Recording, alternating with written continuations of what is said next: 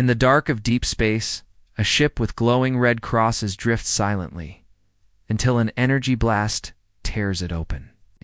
No warnings. No survivors. The darkness before the blast deep space was quiet. Out beyond the known trade routes, past the reach of military patrols or colonized worlds, the Earth hospital ship Mercywind drifted like a gentle giant. Its massive white hull shimmered against the blackness, marked with glowing red crosses. Hot symbols of neutrality and hope across all known civilizations dot inside. The air was calm. Soft lights glowed in long, sterile halls. Nurses moved between rooms. Machines beeped softly as they monitored heartbeats and vitals. Wounded soldiers, both human and alien, rested in peace, unaware of what was coming. Civilians from destroyed colonies were gathered in family pods, many recovering from burns, trauma, or poison atmospheres. This ship was not built for war. It had no weapons, no shields, and no combat crew. Only healers, only peace. Then, at 2:43 station time, the alarms didn't go off. There was no warning, just a silent flash of blur on the outer hull cameras. And then the Mercywind was torn open by a violent pulse of energy, the first strike. The blast hit near the medbay, whole decks collapsed. Fire burst through vacuum-sealed corridors. Dozens died, instantly burned, shredded, or pulled into space. The ship's AI tried to stabilize the power systems, but everything went red in seconds. Hull breaches, oxygen loss, core overheating. Escape pods launched automatically. Handful made it out. Most DIDN single quotes. Inside one of the surviving pods, a nurse named Dr. May Liren clutched a wounded child in her arms. Blood ran down her forehead. She looked out through the small viewport at the burning remains of the Mercywind. Half the ship was gone, its back broken, like a snapped bone. She whispered, "Why? Why would anyone?" No answer came. Echoes in Earth Command and Earth. The Emergency War Council gathered within hours. The footage had already gone viral. Security drones had transmitted their final seconds. The Mercywind, beacon of mercy, known even to enemy states, had been deliberately targeted. The explosion's energy signature was unmistakable. Zarnathi plasma ordnance. No distress call had been received. No warnings. No declarations of war. This wasn't a battlefield mistake. This was a massacre. In the underground chamber of Earth's command, voices rose in anger and disbelief. Military advisors demanded immediate retaliation. President Amina Kale sat silently at the head of the table, fists clenched. "The ship carried children," she said coldly. "It was in neutral space. This isn't just an attack, it's a message." "But what message?" asked General Rourke. "What possible reason would the Zarnathi have to target a hospital ship?" Silence fell. The answer was simple. They wanted to start a war. The survivors. Words from the escape pod. Dr. May Liren's voice crackled across secure Earth channels. She was pale, shaking, but alive. She spoke slowly, her voice trembling. They knew what the ship was. We hailed them. I saw the signal, the translator. "Picked it up," they replied. And then they fired. The child in her lap moaned softly, barely conscious. They waited for us to open comms. They smiled. I saw it on the screen, and then they destroyed the medbay. It wasn't a mistake. Her words hit Earth like thunder. The Galactic's accords, signed by all major powers, including the Zarnathi Empire, protected hospital ships as sacred. Even during full-scale wars, medical vessels were left untouched. What happened now? This was beyond war. It was a crime against all civilized life. False denials just one day later. The Zarnathi ambassador addressed the Galactic Council. "The human ship was in restricted space," he said. "Our defense fleet identified an unauthorized military signal. We acted to protect our borders. We regret the loss of life." The council, made up of dozens of alien species, watched the footage. The red crosses, the unarmed vessel, the peaceful response signal. The room erupted into chaos. Earth's ambassador, Thomas Farrell, stood slowly. His voice was cold and clear. "You didn't fire on a warship. You fired on wounded children, on doctors, on nurses. And now, Earth is watching. The galaxy is watching. There will be consequences. The council voted to delay any sanctions. More evidence was needed. They said Earth didn't wait. The whisper of war inside Earth Fleet Command. Orders began to flow. Stealth ships left orbit. War satellites shifted position. Old military stations. Long quiet lit up again with activity. The name of the ship Mercy Wind was spoken like a curse. Across social media, human colonies began broadcasting the phrase, "We remember Mercy Wind." Hackers replaced government billboards with burning images of the hospital ship. Military recruits surged.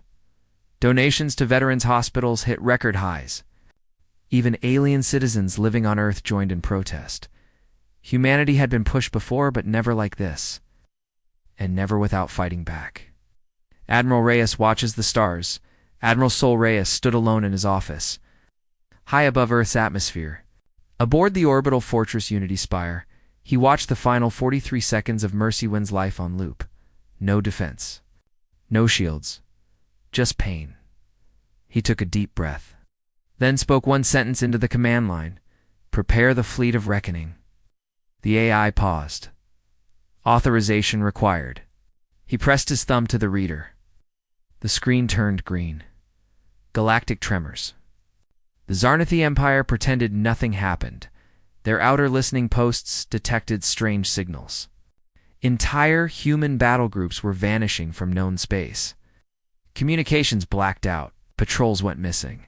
Ambassadors sent private warnings to the Council. Earth is not coming to talk. Then the rumors began. An asteroid mining colony 1, used secretly by Zarnathi Command, was destroyed. Not bombed. Surgically dismantled. Only the command crew were found. Executed. Civilians untouched. They'd never seen the attackers. But everyone knew who it was.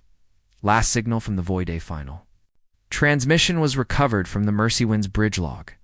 Damaged and full of static. The message cut in and out. "This is Chief Medical Officer Haran Julie H.S. Mercy. Wind declaring peaceful intent. Repeat, peaceful intent.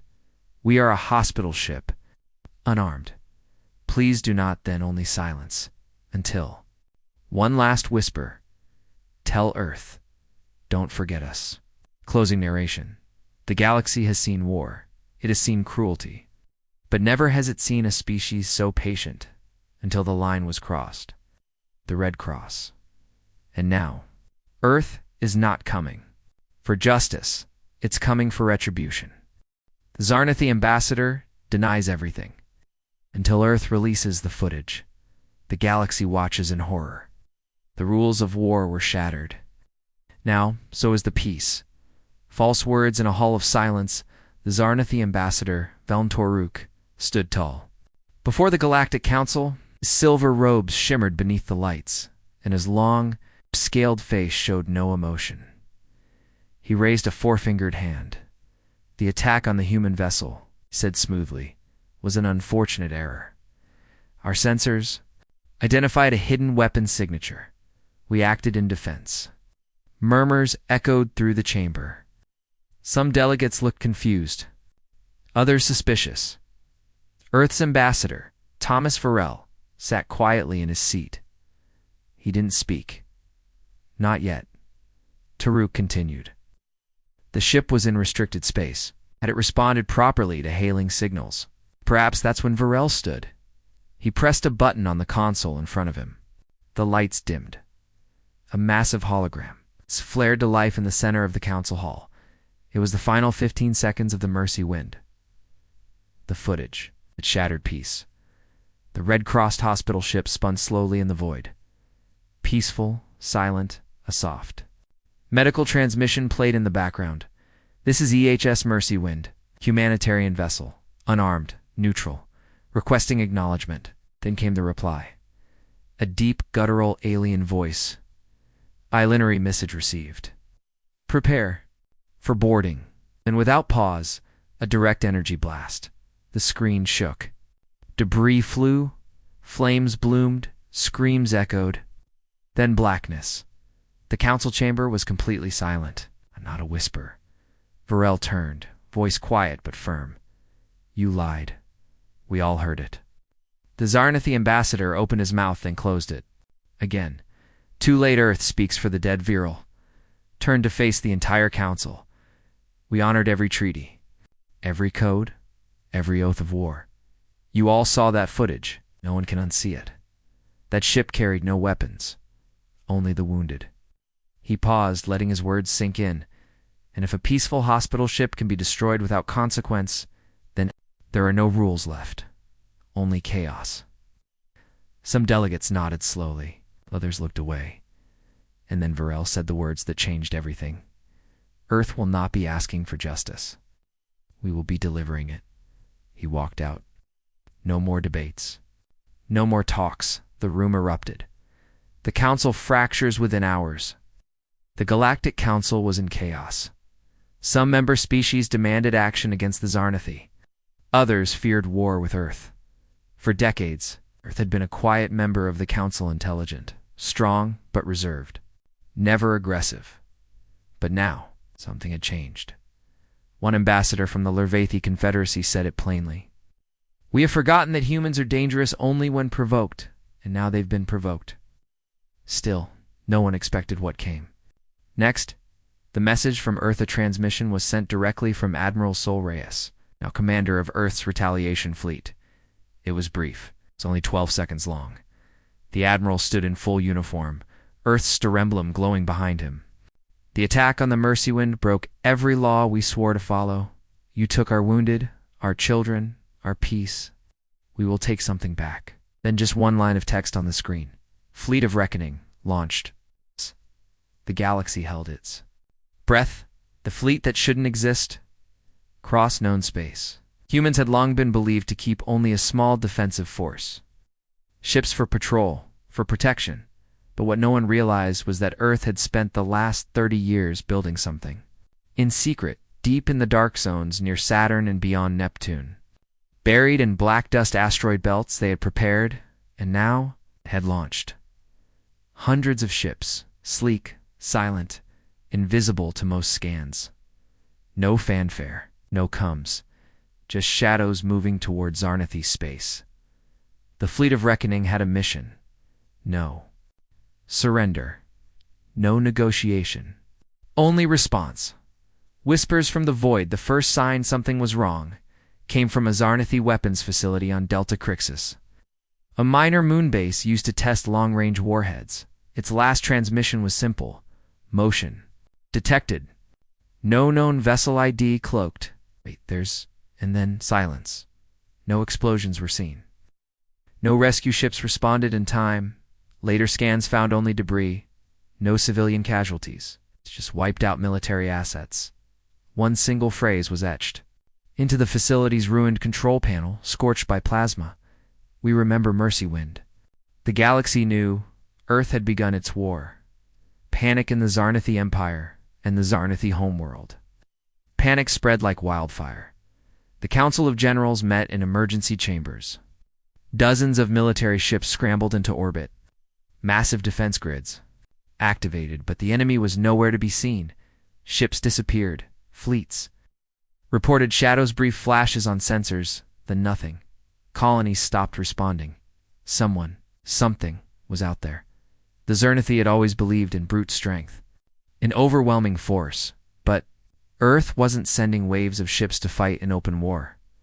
Earth was hunting. A message from Admiral Reyes back on Earth. Admiral Reyes addressed the people. His speech was broadcast across all colonies in deep space. Relays. He stood with no background, no military flags, just the stars behind him. His voice was quiet, controlled. The Zarnathi struck a ship they knew was unarmed. They did it to provoke us, to test us. They failed. He looked directly into the camera. This is not revenge. This is balance. A reminder to every empire that there are lines we do not cross. And if you cross them, humans will be the line that breaks you. Millions watched. And across human space, the chant grew, we remember Mercywind. The Council tries to intervene. The Galactic Council issued an emergency ceasefire declaration. They called Earth's actions reckless. They warned of escalation, of destabilizing peace. But the message they got in return was clear. The peace ended when you chose silence over justice. Earth was no longer playing politics. It was doing what needed to be done, and more systems began to fall. Silent Zarnathi, outposts, factories, fuel depots, all hit with precision. No civilian blood, just broken war machines. Humanity had become something else. Not conquerors, not saviors, but executioners. The galaxy wrote laws. Earth followed them. But when those laws failed to protect the innocent, Earth wrote a new law. Never again.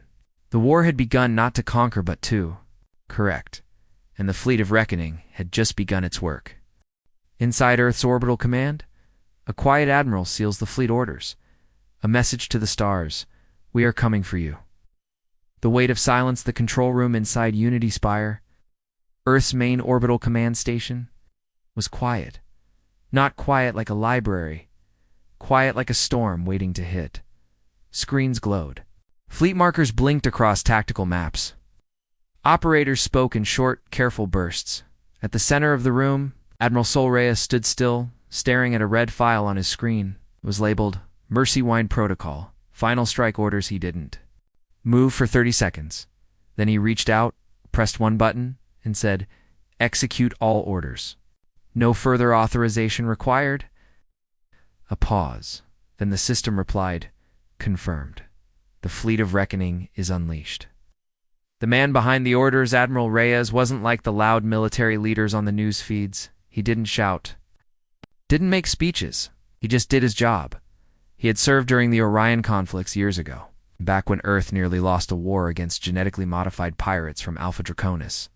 Reyes led a fleet of only 6 ships and won. No one knew how. He never talked about it. Now, older, colder, and known simply as the Silent Hammer. Reyes had been pulled out of retirement for one reason: only send him when you need it done, without mercy. And now, mercy was no longer on the table. Ghost Armada, the Fleet of Reckoning, wasn't flashy, didn't carry banners or bright colors. Its ships were matte black, radar absorbent, and cloaked in silence. It had no name tags, no identifying signals. Its purpose was simple: break everything the Zarnathi needed to survive. Communications relays, fuel transport hubs, military refit, yards, strategic AI core banks, no cities. Not unless they were used for cover. The fleet moved like a shadow across the stars. It was Earth's. Ghost Armada and the galaxy had no idea where it would strike next. A warning left behind. The first major target was a Zarnathi command station. Above the mining moon of Kel-Tu-Varn, it controlled energy. Its output for 12 border colonies. It was hit without warning. One moment the station was receiving reports. The next, its core reactors overloaded. No Earth fleet was seen. But the wreckage revealed something strange. A small black box had. It's been left floating where the station used to be. Inside, a single message was written in over 30 languages. "We gave peace. You returned blood. We remember Mercywind." Voices across the galaxy, the Galactic Council, watched helplessly. Emergency sessions were called every day. Delegates from weaker species once, afraid to speak now, supported Earth's stance. They remembered their own worlds abandoned by the Zarnathi, their own peace treaties broken. A small bird-like species, the Rayshell, spoke up during session. "When the Zarnathi burned our forests, the Council looked away. Now Earth burns their command towers.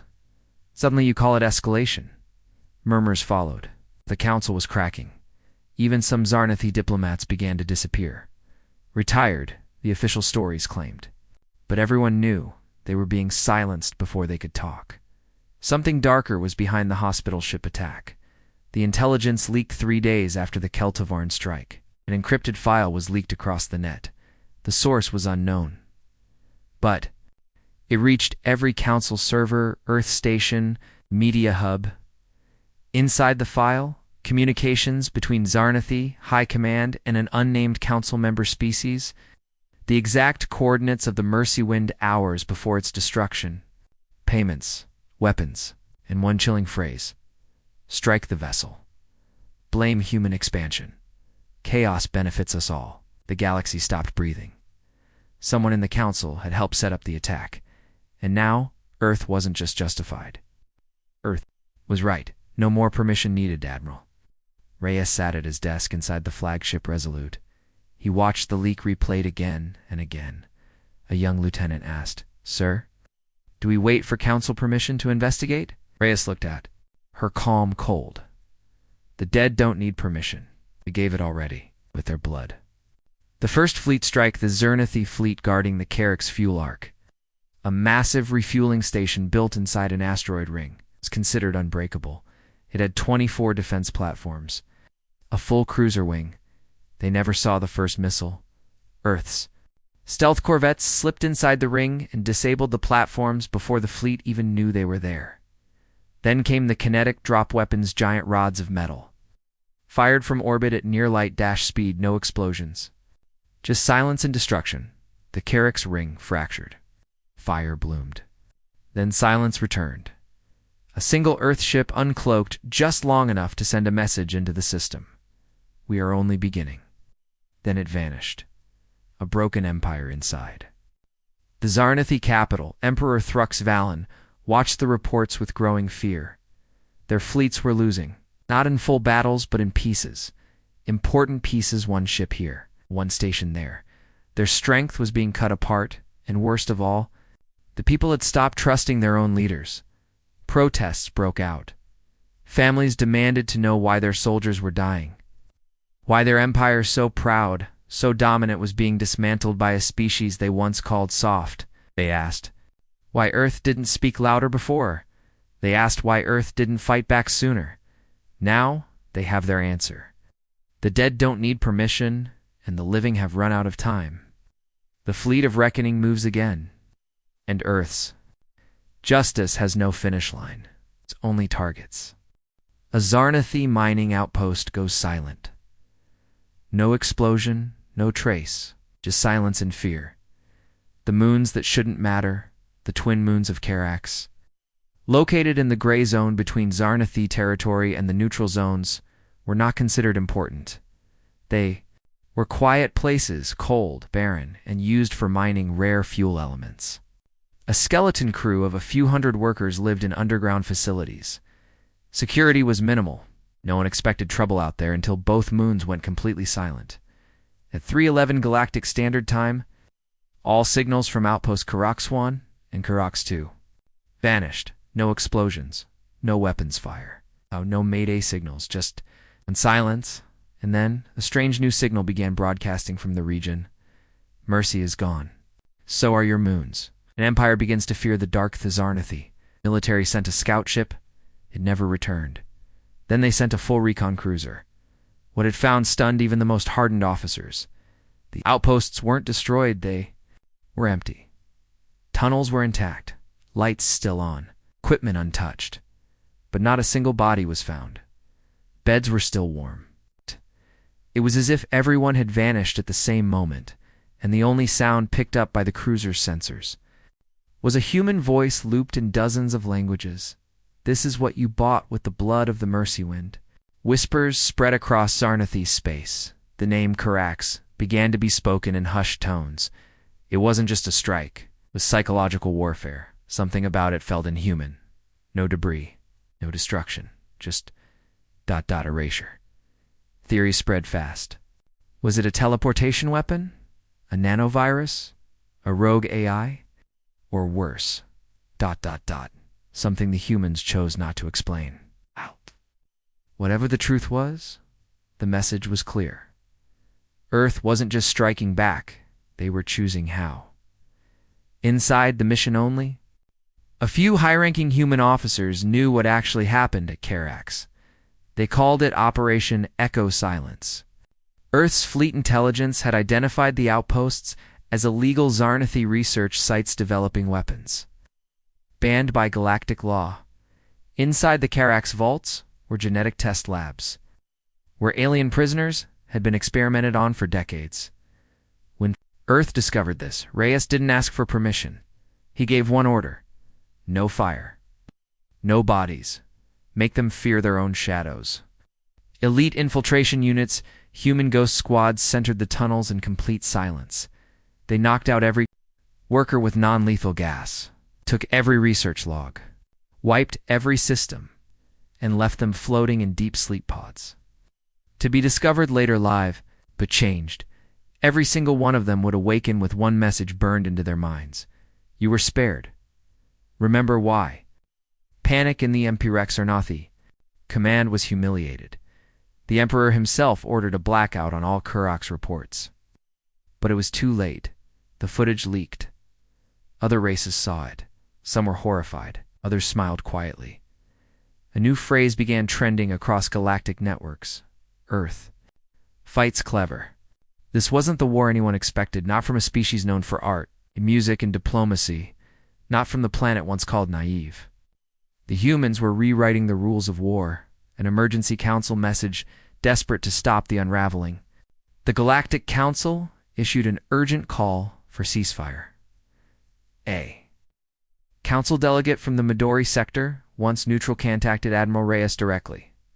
They pleaded, "Please stop this.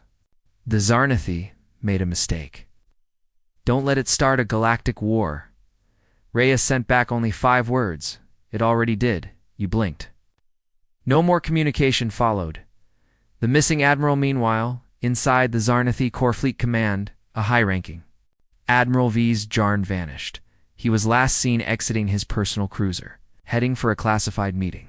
His ship was later found in orbit, fully powered. But empty. The only clue left behind was a single Earth-made data chip on his chair. Its contents? A full video log of the Mercy Wind's destruction, internal Zarnathi messages proving he knew it was a hospital ship. A single phrase at the end, "You could have spoken. You chose silence. Now you are part of it." The shift, the Zarnathi population, once loyal and proud, began to question everything. Why were their leaders silent? Why was Earth winning? Not with brute strengths, but with fear and precision.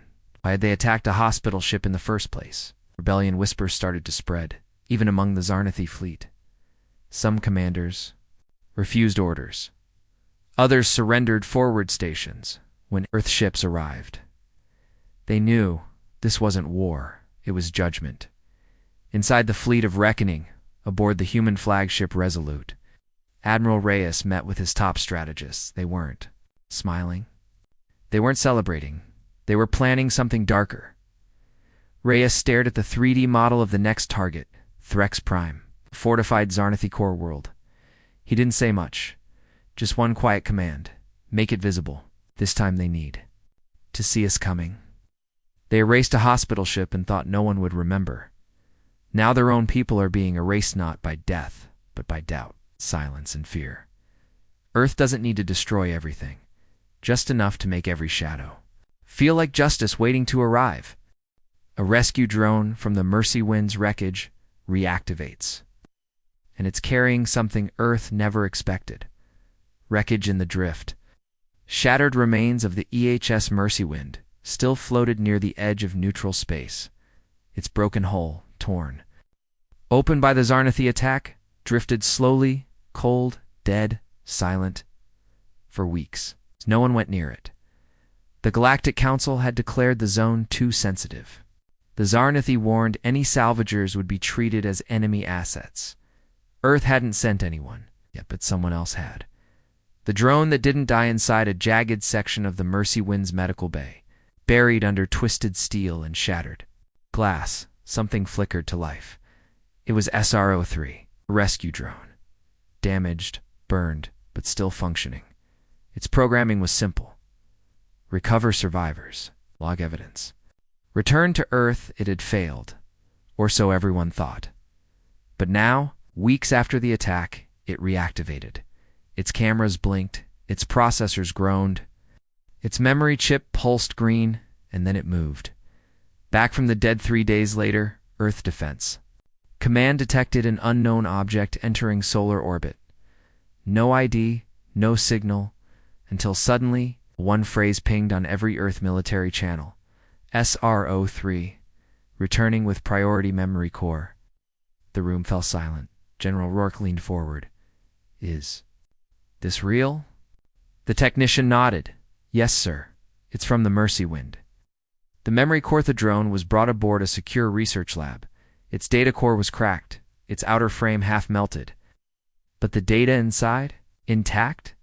Engineers worked through the night, peeling apart encrypted files, sorting logs, analyzing corrupted video. What they found changed everything. The hidden comms on the footage were recordings of private transmissions between Nonathi warships just moments before they attacked. But the voices weren't alone. Another signal was layered beneath it. Earth. Analysts enhanced the audio. A second language non-Zarnathi was speaking directly to the attacking ships. Translator bot kicked in. The voice was clear. Proceed. Human retaliation is expected. It will accelerate outcomes. Ensure no survivors on camera. The shock, the room went quiet. The translator ran the voice again. This time, it included an identification tag. Source, Council Transmission Code, believed origin, Datari delegation. Everyone in the room stared. The Datari were a powerful race within the Galactic Council, thought to be neutral, thought to be pacifists. Now, one of their highest frequencies had been used. To greenlight the destruction of a hospital ship, someone within the Council had helped plan the Mercy Wind. Attack not just allowed it, ordered it. The President's. Reaction President Amina Kale sat alone with the playback. She didn't speak for a full minute. Then she asked, "Do we have proof this is real?" Intelligence Chief replied, "It's verified. Triple-checked." The voice was masked, but the signal signature matches official Datari Council tech. The President's face hardened. Leak it. Let the galaxy see what peace is worth. The leak that broke the Council within 6 hours, the drone footage was broadcast across every known date net. From Earth to the far moons of Zebhar-9, millions watched the destruction of the Mercy Wind. Then they heard the hidden voice, the Council voice, giving the kill order. Billions of beings, across hundreds of species, stopped trusting the Galactic Council that day. Protests began. Alliances fractured. The Datari denied everything. But the truth was out. Someone inside the Council had wanted Earth in a war, and they got one. Admiral Reyes responds on board the flagship Resolute. Admiral Reyes met with Earth's inner command. A young officer asked, "Sir, if the Council itself was part of the attack, are we at war with the entire galaxy?" Reyes didn't hesitate. "No, just the liars." Then he pointed to a glowing marker on the war map. "Datari homeworld. Corellan, we're going to knock," he said loudly. Backlash and betrayals inside the Council chambers. Chaos spread. Other species ones, who had long distrusted the Datari, called for open investigations. Council members shouted over each other. Fights broke out on live feeds. Entire trade deals collapsed. Some demanded Earth be punished for the leak. Others called Earth the only force of real justice left, and across the galaxy. One phrase kept spreading. They fired on the Mercy Wind. Now Earth knows who pulled the trigger. The Datari defense collapses. Datari-controlled space was tightly defended. But their outer systems began collapsing within days. Not from invasion, from defections. Their allies turned away, their partners refused shipments. And then the worst news arrived. One of their own captains, Commander Thealixu, defected to Earth carrying hard evidence of the Council plot. He had tried to stop the plan. He failed. Now, he would help Earth bring it all into the light. The attack on the Mercy Wind was never a mistake. It was a setup. A secret hand pulled the trigger. Now Earth has found the fingerprints, and they're not going to ask why. They're going to make sure it never happens again. As Earth digs deeper, dark secrets surface. Entire planets were sold off before the attack. Someone made money off genocide. Pieces of a rotten puzzle. It began with a question. Inside Earth's War Intelligence Division, a junior analyst asked, "Why would the Datari risk open war with Earth? They're not strong enough to beat us." Silence followed. Then someone whispered, "Unless war wasn't the goal." They dug deeper into trade logs, Council data leaks, and Datari fleet movements before the Mercy Wind attack. And what they found was far worse than betrayal. They found a business plan. War for sale, 3 weeks before the Mercy Wind was destroyed. 5 uncolonized systems near Earth space were suddenly transferred to private companies, shell corporations linked to the Datari elite. 1 week later, those same companies signed mining deals with a council-line syndicate known as Veltrax, Holdings, a group with deep ties to weapons, manufacturing, and mercenary fleets. Then came the final transaction. 2 billion credits and energy bonds moved into a hidden account. The same day the Mercy Wind was attacked. The same day Earth lost all trust in the Council. Follow the credits. President Kale was briefed personally. She stared at the names on the financial records, dozens of high-ranking Datari politicians, few council delegates, you and one human, long thought, retired from public life. Every one of them had made money off the destruction of a hospital ship. They didn't want war. They wanted Earth to retaliate so they could profit from the chaos. Admiral Reyes's plan changes back on the flagship Resolute. Admiral Reyes received the new intelligence report. He didn't get angry. He just leaned forward, looked at his fleet, command staff, and said, "New objective. Ain't the ones getting rich. Tear out the root." A new file was opened. Codename: Operation Clean Hands Strike at the Syndicate. First target: a hidden Veltrax Holdings data vault located on Aerolos Minor, a barren moon in Council-protected space. Earth's stealth ships hit hard. The vault was breached. No lives lost. But the data inside was taken. What it revealed shocked even Earth's veterans. Dozens of conflict small wars. Civil skirmishes, mercenary coups, had all been started or escalated by the same group of power brokers. Working behind the scenes, they had been engineering wars for profit, not just against humans, against everyone. The broadcast that shook the stars' Earth didn't wait this time. President Kale ordered a full galactic net broadcast of the evidence. Footage of Datari diplomats signing off on approved sacrifice zones. Proof that trade deals were made before the Mercy Wind died. Financial records showing galactic war, profiteering on a massive scale. One final image was shown last. A Datari general laughing as he watched Earth's declaration of war. The galaxy erupted. Even peaceful species called for arrests. Some planets declared independence from the Council on the spot. The phrase "Justice for Mercy Wind" became a rally cry for dozens of races. Inside the Council, collapse begins. Council members began resigning. Secret documents were leaked showing vote rigging, corporate bribes. And worse, protesters filled the halls of Council space stations. Someone detonated an explosive inside the Datari trade embassy on Mersa 301 was hurt. But the message was clear. We know what you did. The Council had held power for centuries. Now it was falling apart in weeks. The Datari begged for negotiation. The Datari leadership, now isolated and afraid, sent a direct message to Earth. We propose full financial reparations, mutual non-aggression, and joint trials of those responsible. They even offered to hand over the names of other council members involved. Earth refused. President Roosevelt answered with a sentence no one had expected. This isn't about reparations. This is about memory and mercy lost. Admiral Reyes moves. The next Earth fleet strike didn't hit a military base. It hit a private orbital vault. Owned by Veltrax Holdings CEO Dren Morazwan, of the men who signed the Mercy Wind sell-off order. No weapons, no guards. Just a massive bank filled with stolen wealth and blackmail data. The vault was emptied. The man inside was taken alive. He didn't resist.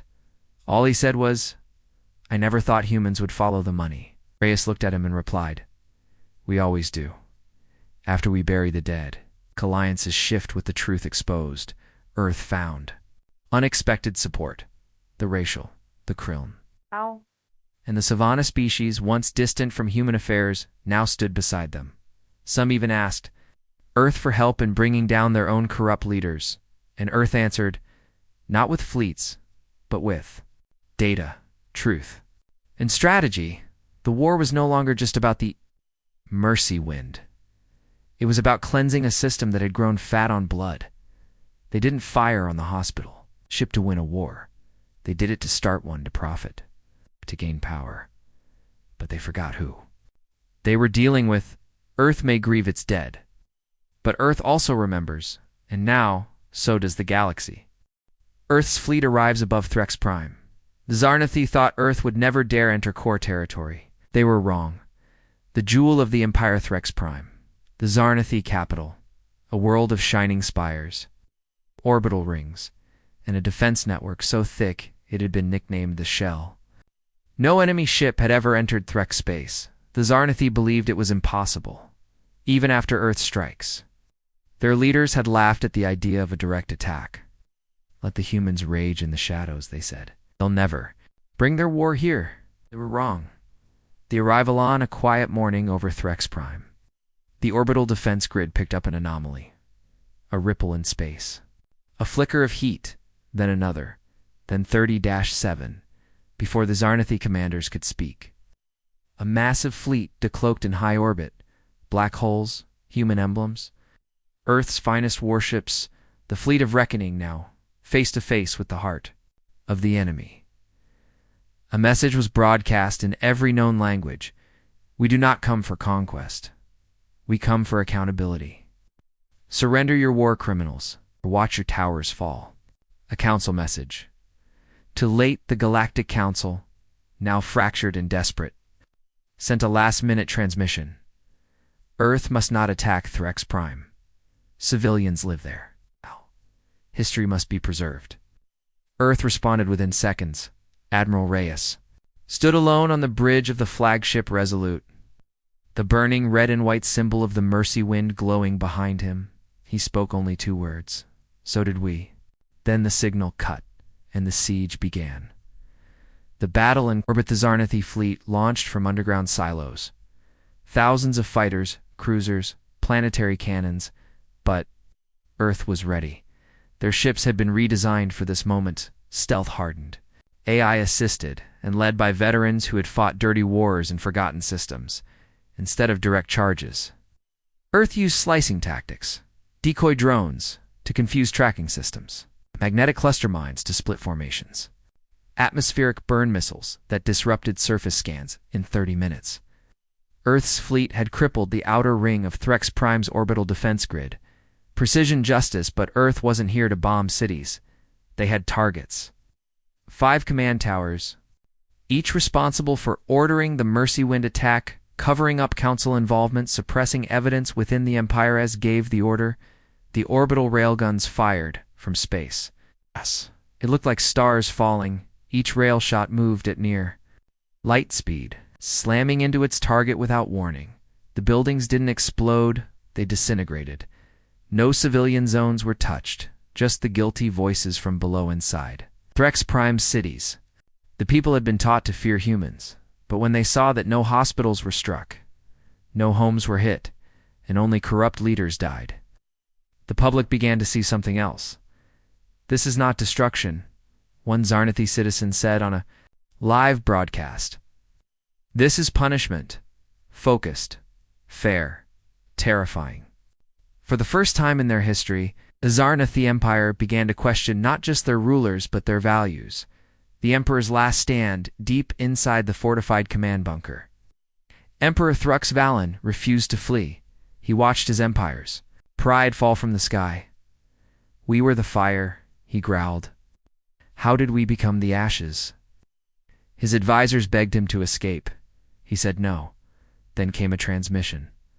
One human voice, Admiral. Reyes, you do not need to die, but you will surrender. You will face the families of the ones you killed. You don't deserve execution. You deserve memory. The Emperor sat in silence. Then finally, he answered, I will surrender to Earth, not the Council. Earth. A small shuttle descended to the capital. No weapons, no troops. Just one Earth envoy and a dozen Council observers. The Emperor walked out alone, arms open, head high. He did not kneel, but he did not resist. All of it was recorded, broadcast, and watched by billions. The message to the stars as Earth's fleet prepared. To leave orbit, Reyes sent one final message. We did not come here to destroy a world. We came to make sure the next one doesn't burn. Then, without a shot fired at civilians. The fleet of Reckoning turned and left Threx space, not as invaders, but as something else. As a warning, Threx Prime still stands, but its leaders are gone, its lies exposed, and its people awakened. Earth showed the galaxy. It didn't need to conquer planets to win a war. It only needed to show what justice really looked like, and next, that justice would reach the Council itself. The war is over. The guilty have fallen. But Earth hasn't forgotten the ones who died in silence. A world quiet again, the great fleets returned. Earth's warships, scorched, tired but unbeaten, slipped back into orbit around a quiet blue world. No parades, no fireworks, no cheering crowds, just silence and memory, the kind that weighs heavier than gravity. They had won, but not without cost. The Mercy Wind Memorial above Earth's moon. A new structure had been built, not a weapon, not a warship, but into the vacuum of space itself. The Mercy Wind Ring, a massive, hollow circle of steel and glass, holding within it the names of every doctor, nurse, patient, and crew member who died aboard the EHS. Mercy Wind, there were no faces carved, just names, thousands of them, glowing softly in starlight. President Kale speaks on the Day of Remembrance. Earth's leaders gathered in silence aboard the Mercy Wind Ring. No anthem played, no flags waved. President Amina Kale stepped forward to speak. Her voice didn't shake, but her eyes did. They thought they could erase our dead. They thought they could turn mercy into weakness. But we remembered, and we reminded them that mercy does not mean surrender, that peace is not free, that Earth may be slow to rise. But when we do not stop until justice is done. The trial of the war makers back on neutral ground. Inside a rebuilt council tribunal, the galaxy watched as the Zarnathi Emperor Council delegates, Datari, officials, corporate syndicate leaders, were brought forward and tried publicly. Each of them faced the recordings, the evidence, and the survivor testimonies. Some denied everything. Some wept. Some tried to justify it all as strategy. But nothing stopped the verdicts. Guilty of crimes against life, guilty of orchestrating unjust war, guilty of violating the laws of sanctuary. Their sentences were not executions, they were exile, disbandment, and stripping of titles and power. Earth wanted justice, not revenge. The ones who lived, the survivors of the Mercy Winda, few nurses, a pilot, and a data technician were brought to speak. The technician, Lara Min, stood before the tribunal. She had watched her shipmates burn alive.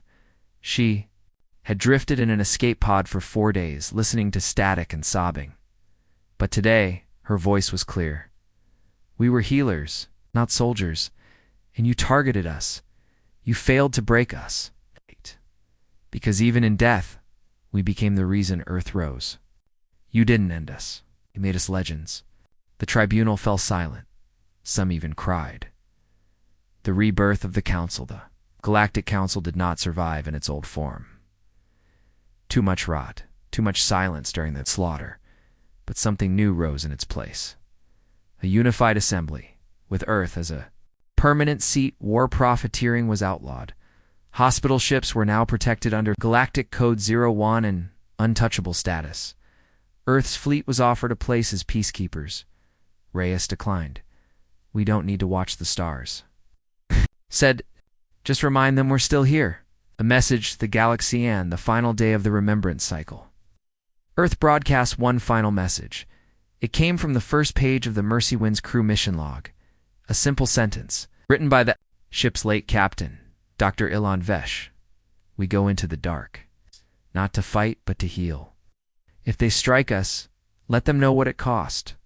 That message echoed across thousands of systems, translated into hundreds of languages. Some turned it into song, some turned it into law, but none forgot it, the ghost ship years later. On the edge of neutral space, the shattered remains of the Mercy Wind still drifted in silence. Now marked. Now protected, no scavengers dared touch it, even pirates gave it space. Some said the wreck hummed, faintly in the quiet. Others said they'd seen lights move through the dark. like ghosts tending to a wound that never closed. No one knew for sure, but everyone agreed on one thing. That ship is why Earth changed the stars. They fired on a hospital ship. They thought no one would answer, but Earth did. With fury, with purpose, not to conquer, but to remember. And now, so does the galaxy.